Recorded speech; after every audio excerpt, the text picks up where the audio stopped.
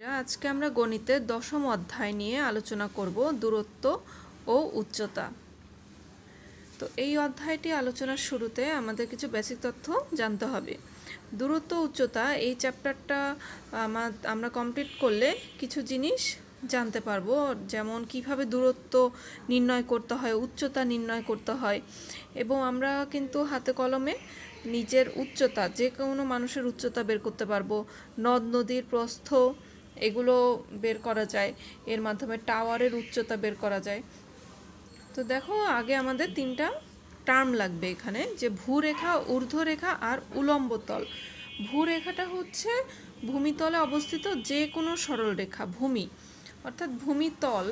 ভূমির সাথে এই যে যেমন যে কোনো একটা তল যদি তৈরি করে, সেটা হচ্ছে এই যে ভূমির সাথে একটা তল যদি আমরা কল্পনা করি, তাহলে তার উপর যে কোনো সরলরেখাই হচ্ছে ভূরেখা, একে শয়নরেখাও বলে। আর ঊর্ধ্ব মানে কি, এই যে উপরে, অর্থাৎ এই ঊর্ধ্বরেখা বরাবর যে ভূমির উপর লম্ব যে কোনো সরলরেখাই হচ্ছে ঊর্ধ্বরেখা, একে উলম্ব রেখাও বলে। আর তল মানে কি, এই যে সিবি আর এবি, এবি তো এভাবে দাঁড়িয়ে আছে, আর সিবিটা হচ্ছে ভূমির ভূরেখা, এটা উলম্ব রেখা। এই বরাবর যে একটা প্লেন সারফেস আমরা কল্পনা করতে পারি, সেটাই হচ্ছে তোমার উলম্ব তল। একটা প্লেন হচ্ছে উলম্ব তল। যেমন এই যে বইয়ের এই পেজটা, এটা কিন্তু একটা তল। এই তলটা এই পেজটার লম্ব বরাবর আছে এবং ভূমিতে আটকানো আছে, তো এটা আমরা একটা তল হিসেবে কাউন্ট করতে পারি। এরপরে সবথেকে ইম্পর্টেন্ট বিষয় হচ্ছে উন্নতি কোণ ও অবনতি কোণ। উন্নতি কোণটা কি? আমাদের এই যে ভূমি একটা রেখা, তাহলে এটা হচ্ছে ভূরেখা। এখন মনে করো এখানে একটা বিল্ডিং আছে, তাইলে এইটা একটা বিন্দু, বিল্ডিংয়ের একটা বিন্দু আমি ধরে নিলাম, এবং বিল্ডিংয়ের ছায়া পড়ছে এখানে, এই বিন্দুতে হয়তো বিল্ডিংয়ের ছায়াটা পড়লো। এখন এই যে ভূমির সাথে এই বিন্দুটা সংযোগ করে দিলে যে কোণটা উৎপন্ন হবে, সে কোণটা কোথায় উৎপন্ন হয়েছে? ভূমির উপরে। তাহলে এই কোণটা হবে উন্নতি কোণ। অর্থাৎ কোনো একটা বিন্দুর উন্নতি কোণ অন্য একটা বিন্দুর সাপেক্ষে তৈরি হয়। অর্থাৎ বিল্ডিংয়ের এই বিন্দুটা, এটা আমি নাম দিলাম এ বিন্দুর উন্নতি কোণ কার সাপেক্ষে তৈরি হয়েছে? মনে করো সারফেসের ও বিন্দুর সাপেক্ষে তৈরি হয়েছে, এবং যে কোণটা তোমার ভূমির উপরে অবস্থিত হবে সেটা হচ্ছে উন্নতি কোণ। আর অবনতি কোণটা কি? অবনতি কোণটার ক্ষেত্রে আমাদের আসলে একটা তল, ভূমির সমান্তরাল কোনো তল কল্পনা করে নিতে হয়। মনে করো এই বিল্ডিংয়ের উপর দিয়ে এবার একটা পাখি যাচ্ছে, তাহলে এই পাখি যাচ্ছে, পাখির একটা পয়েন্ট, আর এই যে বিল্ডিংয়ের একটা পয়েন্ট, এই পাখির সাথে আমি যদি একটা তল, ভূমির সমান্তরাল তল ধরে নিই পাখির সাপেক্ষে, তাহলে এই যে একটা কোণ তৈরি করলো আমার বিল্ডিংয়ের বিন্দু পাখির সাথে, যে কোণ তৈরি করলো সেটা দেখো ভূমির সমান্তরাল রেখার নিচে, তাই এটাকে বলা হবে অবনতি কোণ।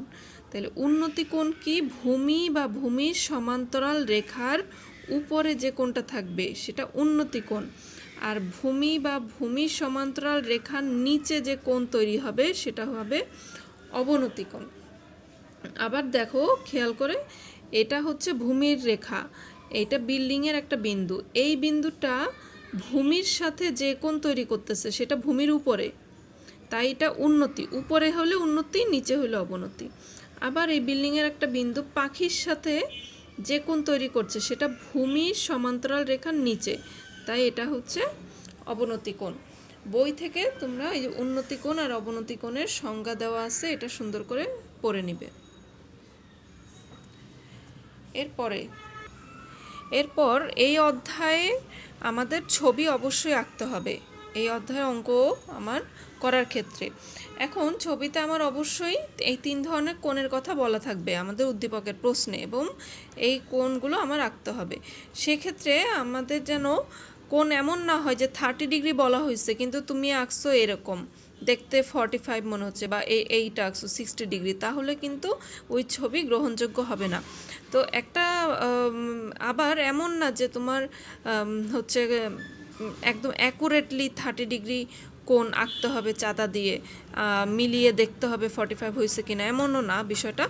একটা আনুমানিক চোখের আন্দাজে যাতে হয়। এখন দেখো 30 ডিগ্রি কোণের ক্ষেত্রে তোমরা যদি এই ভূমিটাকে বড় নাও, আর লম্ব হবে ভূমির অর্ধেক বা তার থেকেও কম যদি হয়, তাহলে এটা 30 ডিগ্রি হবে। আর লম্ব আর ভূমি যদি একদম সেম টু সেম হয়, তাহলে এটা হয়ে যাবে 45 ডিগ্রি। আবার এখানে দেখো লম্ব বড় দেখাচ্ছে, লম্বা, আর এইটুকু হচ্ছে ভূমি, সেক্ষেত্রে এটা হয়ে যাবে 60 ডিগ্রি। এই 3টা পয়েন্ট অবজেক্টিভের জন্য মনে রাখতে হবে এবং সাবজেক্টিভে আঁকার ক্ষেত্রেও আমাদের কাজে লাগবে। আরেকটা জিনিস তোমাদের যেটা ভালো করে মনে রাখতে হবে, যে আমাদের কোণের ক্ষেত্রে লম্বভূমি অতিভুজ কোনটা কোনটা সবসময় মনে রাখবে। এই যে দেখো এখানে 90 ডিগ্রি কোণ উৎপন্ন হয়েছে, তাহলে অতিভুজ এটা অতিভুজটা কিন্তু সহজেই চেনা যায়। অতিভুজ সবসময় এটা। তবে যে কোণটা দেওয়া থাকবে তার বিপরীত বাহুটা হবে আমার লম্ব, আর বাকি অংশটা হচ্ছে ভূমি। কখনো কোণ যদি আমার এখানে দেওয়া থাকে, তাইলে কিন্তু এইটা আর আমার লম্ব থাকবে না। লম্ব হবে কি, কোণের বিপরীত বাহুটা আমার লম্ব। এটা খুব ইম্পর্টেন্ট অঙ্কের ক্ষেত্রে। তুমি কোনটাকে লম্বভূমি ধরবা এটা অবশ্যই বুঝতে হবে, না হলে অঙ্ক ভুল হবে। এই সমকোণের বিপরীত বাহুটা সবসময় অতিভুজ, সমকোণের বিপরীতে অতিভুজটাকে সবসময় চিনতে হবে।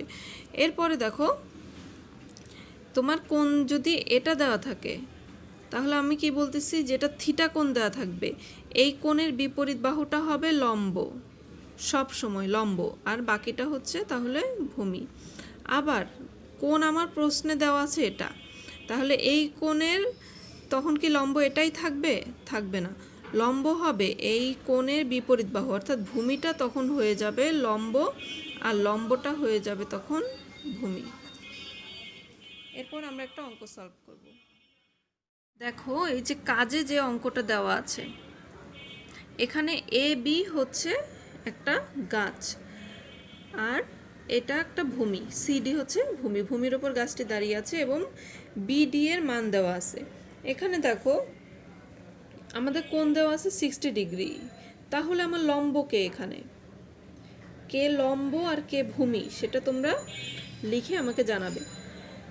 আবার দেখো তো এই ছবিতে এখানে কোণ 60 ডিগ্রি, এটাও 60 ডিগ্রি, কিন্তু কোণ দেওয়া আছে এ বিন্দুতে, তাহলে লম্ব কে, লম্ব কি এ বি? এই এ বিডি ত্রিভুজের লম্ব যদি এ বি হয়, তাহলে এ বিসি ত্রিভুজের লম্বও কি এ বি হবে কিনা, তাহলে দুটি ত্রিভুজের ক্ষেত্রে লম্বকে আর ভূমিকে সেটা আমাকে দেখাবে। এরপরে দেখো এখানে এ বি এর উচ্চতা চেয়েছে, আর এই অধ্যায়ে কিন্তু আমার সাইন কস টেনের মাধ্যমে অঙ্কগুলো সলভ করতে হবে। অর্থাৎ সাইন ইকুয়াল টু কি, লম্ব বাই অতিভুজ, তারপরে কস ভূমি বাই অতিভুজ, লম্ব বাই ভূমি, এই তথ্যগুলো নিয়েই আমার অঙ্ক করতে হবে। তো এখন মনে করো আমার এখানে এ বি হচ্ছে গাছের উচ্চতা, এ বি বের করতে বলছে, তাহলে এ বিটা কি লম্ব না ভূমি, এটা আগে আমার যাচাই করতে হবে, না হলে আমি কোন অপারেটর দিয়ে কাজ করব, অর্থাৎ সাইন কস না ট্যান দিয়ে কাজ করব সেটা বুঝবো না। আর আমরা সাইন কস ট্যান নির্ধারণ করার ক্ষেত্রে, চুজ করার ক্ষেত্রে এই জিনিসটা মাথায় রাখতে হবে যে যে তথ্য আমার দেওয়া আছে আর যে তথ্য বের করতে হবে, এই দুটো নিয়ে কাজ করতে হবে। মনে করো এই যে বিডি এটা হচ্ছে আমার ভূমি, তাহলে আমার ভূমি দেওয়া আছে, আর এ বি হচ্ছে লম্ব, তাহলে লম্ব মান দেওয়া আছে, তাহলে ভূমি আর লম্ব নিয়ে কোন অপারেটর কাজ করে, ট্যান, ট্যান হচ্ছে লম্ব বাই ভূমি, তাহলে আমাদের এখানে ট্যান নিয়ে কাজ করতে হবে। অর্থাৎ আমার যেখানে অঙ্কের ক্ষেত্রে লম্ব ভূমি অতিভুজ তিনটার যে কোনো দুটোর মান আমার বের করতে হবে এবং দেওয়া থাকবে, এরকম বিষয়টা। আর তিনটা দেওয়া থাকলে তখন তোমার ইচ্ছা যে কোনোটা দিয়ে তুমি কাজ করতে পারো। অর্থাৎ আবার বলছি যে আমি সাইন নিব, কজ নিব না ট্যান নিব, সেটা ডিপেন্ড করবে এই তিনটার মধ্যে লম্বভূমি অতিভুজের মধ্যে কোন বাহুর মান দেওয়া আছে, আর কোন বাহুর মান বের করতে হবে এটার উপরে। ঠিক আছে, এরপরে দেখো ক আমরা এখানে এ বি এর মান বের করব, তোমরা এখানে লম্ব ভূমি কে এটা ডিসাইড করে এই অঙ্কটা করে দিবা।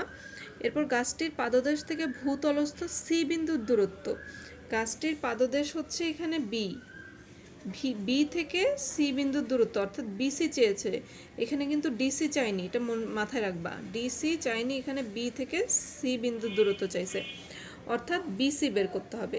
তো দেখো আমরা ক হতে কিন্তু এ বি এর মান পেয়ে যাব আর বিসি এর মান বের করতে হবে, অর্থাৎ এই দুটো লম্ব না ভূমি না অতিভুজ এটা ডিসাইড করলেই তোমরা অঙ্কটা করে ফেলতে পারবে। তো তোমাদের প্রথম কাজ হচ্ছে এই দুটো ত্রিভুজের মধ্যে লম্বভূমি আর অতিভুজটা আমাকে বের করে দিবে, এরপরে এই অঙ্কটা সলভ করবে।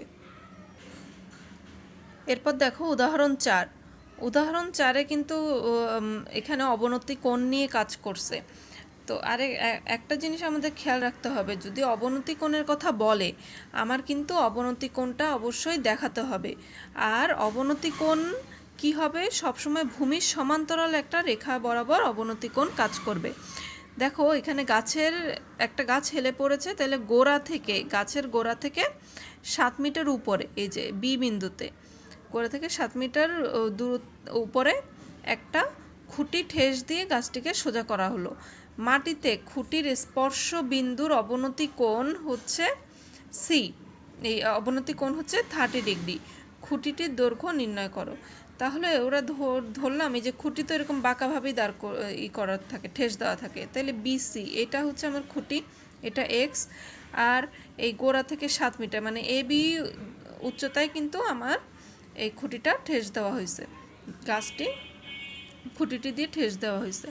তাইলে অবনতি কোণ বলতেছে যে মাটিতে খুঁটির স্পর্শবিন্দু হচ্ছে সি, তাহলে সি বিন্দুর অবনতি কোণ, সি বিন্দু কোথায় লাগানো, বি বিন্দুতে, তাহলে বি বিন্দু বরাবর আগে আমার একটা সমান্তরাল ভূমির সমান্তরাল রেখা আঁকতে হবে, একে নিয়ে এখানে যে কোণটা তৈরি হচ্ছে সেটাই আমার অবনতি কোণ। এবং মনে রাখবে যে অবনতি কোণ কিন্তু আমার অঙ্কের ক্ষেত্রে ডিরেক্টলি কাজে লাগবে না, অর্থাৎ যেহেতু এখানে কোনো ত্রিভুজ উৎপন্ন হয়নি এটা নিয়ে আমি সরাসরি কাজ করব না, আমি কাজ করব উন্নতি কোণ নিয়েই, বা উন্নতি কোণ ঠিক বলা যাবে না, আমি কাজ করব যে যেখানে ত্রিভুজ তৈরি হয়েছে সেখানে। অর্থাৎ আরেকটা তথ্য আমরা জানি যে দুটি সমান্তরাল রেখা, দেখো এখানে বিডি আর সিএ হচ্ছে সমান্তরাল, দুটি সমান্তরাল রেখা একটা ছেদক দিয়ে যদি ছেদ হয় তাহলে একান্তর কোণ তৈরি হয়, অর্থাৎ এই কোণটা আর এই কোণটা সমান হবে। বিষয়টা আসলে এরকম, আমাদের এই যে একটা গাছ, এই গাছের এই জায়গা থেকে এরকম খুঁটি একটা দেওয়া হয়েছে বি, এই খুঁটির স্পর্শ মাটিতে যে বিন্দুতে স্পর্শ করছে তার অবনতি কোণ হচ্ছে 30 ডিগ্রি। আমাকে উন্নতি কোণ বললে কিন্তু এখানেই হয়ে যেত, এটাই আমার উন্নতি হয়ে যেত, কারণ উন্নতি হচ্ছে কি যে এই মাটির উপরের কোণটা উন্নতি। তাহলে আমরা কিন্তু এটা এখন আঁকতে পারবো না, আগে হচ্ছে আমার এই বিন্দু বরাবর একটা ভূমি সমান্তরাল রেখা টানতে হবে, ফলে এখানে যে কোণটা তৈরি করতেছে সেটাই আমার অবনতি কোণ।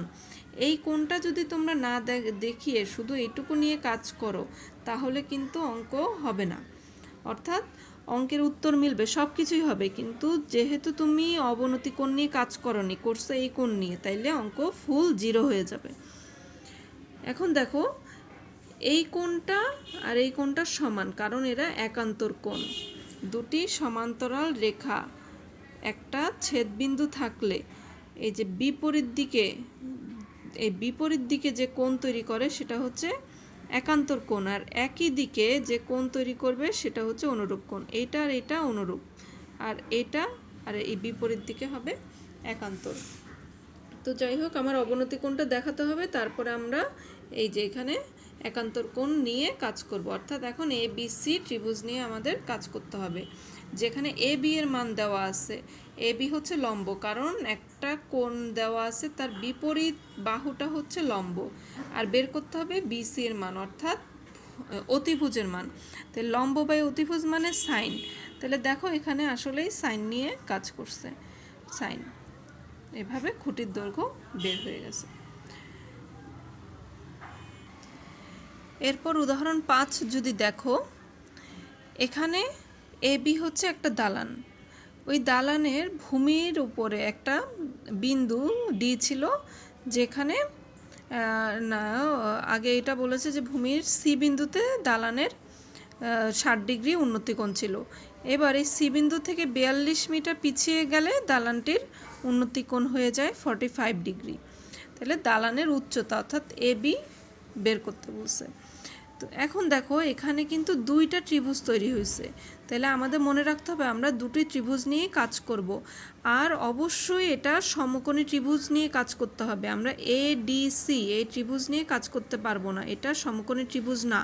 এখানে আমরা লম্ব ভূমি অতিভুজ পাবো না, লম্ব পাবো না অন্তত। দেখো এটা কি লম্ব হতে পারবে না। অর্থাৎ আমাদের এ বি এইটাই একমাত্র লম্ব। তাহলে এ বিকে রেখেই আমার দুইটা ত্রিভুজ চুজ করতে হবে, একবার এ বি সি, একবার এ বি ডি। এবং এই দুটোর থেকে যে তথ্য দেওয়া আছে আর যে তথ্য আমার বের করতে হবে, এই দুটো ডিপেন্ড করে আমার দুটি ত্রিভুজ নিয়ে আমরা কাজ করব। সো প্রথমে যদি এবিসি ত্রিভুজ নিয়ে কাজ করি, তাহলে দেখো এক্সের একটা মান পাচ্ছি।